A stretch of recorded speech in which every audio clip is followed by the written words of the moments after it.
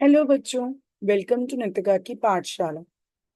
I know बहुत time हो गया है कि मैंने आप लोगों के लिए वीडियोस नहीं डाली, बट आई प्रॉमिस अब आपको रेगुलरली कुछ ना कुछ मिलता ही रहेगा। तो आज हम स्टार्ट करेंगे एक ऐसे मेन टॉपिक से जिससे क्लास 10th के बच्चे बहुत घबराते हैं। बट डोंट वरी, नितिका की पाठशाला में आपको बहुत ही इजी वे में समझाया जाएगा और आई होप आप फुल मार्क्स लेंगे इस टॉपिक। और इस टॉपिक का नाम है Italy unification. We already know that कि इटली यूनिफिकेशन क्लास 10 के nationalism in Europe history chapter के फर्स्ट टॉपिक पे आने वाला टॉपिक है। इसमें तीन यूनिफिकेशंस आती हैं: German unification, Italy unification and your Britain unification. आज हम स्टार्ट करेंगे इटली यूनिफिकेशन से। Italy too had a long history of political fragmentation. अगर मैं स्टार्टअप से ही बात करूं तो इसमें यह बताया गया था बेटा कि इटली जब तक ये यूनिफाइड नहीं हुआ, जब तक ये एक प्रॉपर नेशन स्टेट नहीं बना था, तब तक ये बहुत ही अलग अलग टुकड़ों में बटा हुआ था। ठीक है, फ्रेगमेंटेशन मींस ये बहुत ही अलग अलग टुकड़ों में बटा हुआ था, जो हम इटली की बात करेंगे। During the middle of 19th century, Italy was divided into seven states. अगर हम 19th century की बात करें, जब तक इटली यूनिफाइड नहीं था, ये सेवन स्टेट्स में डिवाइड था, of which only one, Sadiya पिडोमिनॉन, was ruled by Italian princely house.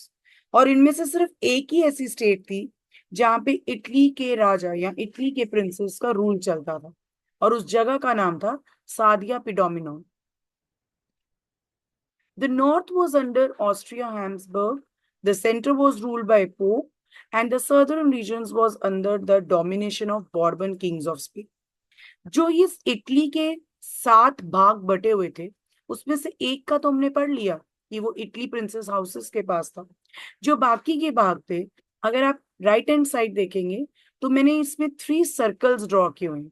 आप इमेजिन करिए कि ये इटली के तीन टुकड़े हैं, जिसमें से जो नॉर्थ रीजन था वो ऑस्ट्रिया हैम्सबर्ग के पास था। अब इसमें ये भी हो सकता है इसमें कुछ स्टेट्स थी जो नॉर्थ में ऑस्ट्रिया हैम्सबर्ग के पास थी। सेंट्रल एरिया जो इटली का था वो पोप के अंडर था, और जो साउथ पोर्शन था वो था हमारे बॉर्बन किंग ऑफ स्पेन। याद रखना बेटा, ये लुई 16 क्लास 9th वाले की हम बात नहीं कर रहे हैं बॉर्बन डायनेस्टी ऑफ फ्रांस, ये है बॉर्बन डायनेस्टी ऑफ स्पेन। अब हुआ क्या, यूजिपी मेजीन had Giuseppe Mazzini had also formed a secret society called Young Italy. But इसके बीच में मैं आपको एक बात बताऊं कि जब इटली डिवाइड था, फ्रेगमेंटेशन में डिवाइड था, वहां इटली के लोगों को इटालियन लैंग्वेज बोलनी भी नहीं आती। अगर मैं सीधी तरह से बात करूं तो इटालियन लैंग्वेज उनका एक कॉमन फॉर्म नहीं था, उनकी एक कॉमन आइडेंटिटी नहीं थी। बल्कि जिस तरह इटली अलग अलग टुकड़ों में बंटा हुआ था, वैसे ही वहां पर अलग अलग लैंग्वेजेस और अलग अलग वेरिएशंस थे, चाहे वो कल्चर को लेके हो, चाहे वो ट्रेडिशंस को लेकर हो। यूजिबी मेजी हम पहले भी बात कर चुके थे कि ये एक इटालियन रेवोल्यूशनरी है। यूजिबी मेजी ने 1930s के पास एक बहुत सारी सीक्रेट सोसाइटीज बनाई थी, जिसमें से दो फेमस थी बेटा, एक यंग इटली और एक यंग यूरोप। यंग इटली उन्होंने बनाई थी ताकि वो इटली को यूनिफाइड कर सके, बट 1831 और 1848 में जब भी उन्होंने ट्राई किया वो फेल्ड हुए। तो अब जब वो फेल्ड हुए तो उनका पूरा पूरा भार वहां के राजा पे आ पड़ा, जो सादिया प्रिडोमिनेंट के रूलर थे। उनके वहां के रूलर कौन थे? विक्टर एमोरियल टू, जिनके ऊपर पूरा भार आया कि वो इटालियन को, अब वो इटली की स्टेट्स को एक करे, चाहे वॉर के थ्रू ही करे। बट विक्टर अमोरियल टू ये सारा कुछ एक साथ नहीं कर सकते थे, तो उन्होंने कैनवर को चीफ मिनिस्टर घोषित किया और उसको कहा कि अब तुम्हारे ऊपर पूरा बोझ है कि तुम इटली को यूनिफाइड करोगे। और कैनवर जो थे, ना वो एक रेवोल्यूशनरी थे, ना वो एक डेमोक्रेटिक थे।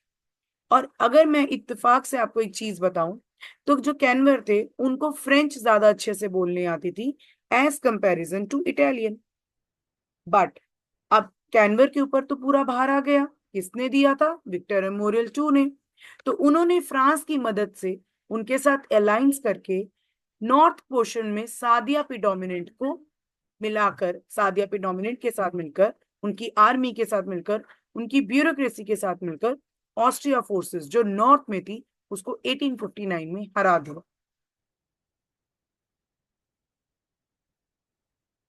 अब तो बात आती है कि नॉर्थ हमारे हाथ में आ चुका है। अब ये कि नॉर्थ हमारे हाथ में आ चुका है, अब साउथ कैसे कब्जा किया जाए। कहते apart from regular troops, army को अगर हम रेगुलर आर्मी को एक तरफ कर भी दें, तो एक large number of armed volunteers under the leadership of Giuseppe Garibaldi join the fray. South में गए थे हमारे ग्युजिपी गैरीबंदी, जिन्होंने वहां पर नाम मजदूरों को, आम पीजेंट्स को मैं बात करूंगी, उनके साथ एक अपनी टीम अप बनाई। And in 1816 they march into south Italy and the kingdom of two Sicilies, ये इटली के ही दो बेटा किंगडम की बात की गई है, and succeeded in winning the support of local peasants in order to drive off the Spanish rules. और साउथ में कौन था, हम अभी बात कर चुके हैं, बॉर्बन डायनेस्टी ऑफ स्पेन। जब ये गिजिपी गैरीबंदी साउथ की तरफ बढ़े तो इन्होंने अपने पीजेंट्स की टीम के साथ मिलकर बॉर्बन डायनेस्टी ऑफ स्पेन को हरा दिया। In 1861 Victor Emmanuel two was proclaim king of united Italy.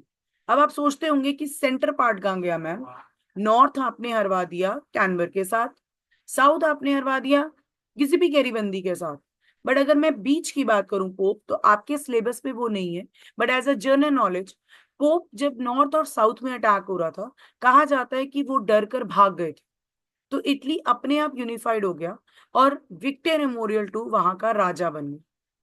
Much of the Italian population, ये एक ट्रिकी और फनी जोक आता है कि जो पीजेंट्स थे, जो ग्युजिपी गैरीबंदी का पूरा सपोर्ट कर रहे थे, दे वर सो मच इलिटरेट, वो पढ़े लिखे ही नहीं थे, इसलिए वो अब अवेयर ही नहीं थे इस चीज से कि इटालियन उनकी लैंग्वेज का नाम है। वो सोचते थे विक्टर एमोरियल टू की वाइफ का नाम है ला तालिया, ला तालिया के नाम से वो बुलाया करते थे। बेसिकली वो वर्ड, हमारे जो पीजेंट्स थे वो सच में इस चीज से इलिटरेट ही थे कि वो इटालियन लैंग्वेज के लिए लड़ रहे थे, बट वो ला तालिया बोलते थे, दे वर सो मच इलिटरेट, उनको लगता था विक्टर एमोरियल टू की वाइफ का नाम है ला तालिया। तो यहाँ पर आपकी मैंने इटली यूनिफिकेशन डन कर दी है, बड़े शॉर्ट और क्लिप्स में बताया है। अगर आपको मेरे बताए हुए पॉइंट्स या पेपर में लिखेंगे, डेफिनेटली आपकी टीचर आपको फुल मार्क्स देंगे। और अगर आपको मेरी वीडियो बहुत अच्छी लगी है तो please kindly subscribe my channel, bell icon को मत भूलिए, and like my video. Thank you so much.